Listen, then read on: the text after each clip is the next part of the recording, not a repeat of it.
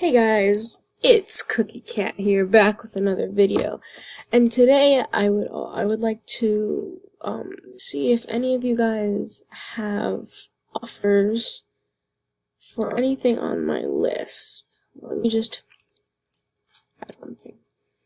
So I'm basically taking offers for a red long wrist, 2 straw hats, beige and blue. 1 long, which is a pink long, a non-member brown pirate sword, a long yellow wrist, a neon bow, a tan scarf, and a magenta furry. If you guys have any offers for those items, please leave them in the comment section down below. I would love to see your offers. And on that note, I would also like to start doing little, not speed paints, but just drawings in general, and if you guys like to see that, please let me know. I would really like to know what you guys think, and if you know what I should draw. Looks like we have someone in here.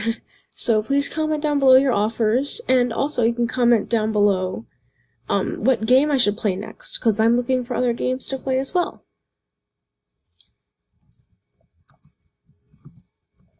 Well, thank you guys anyways, and as always, I'll see you guys in the next video. Bye!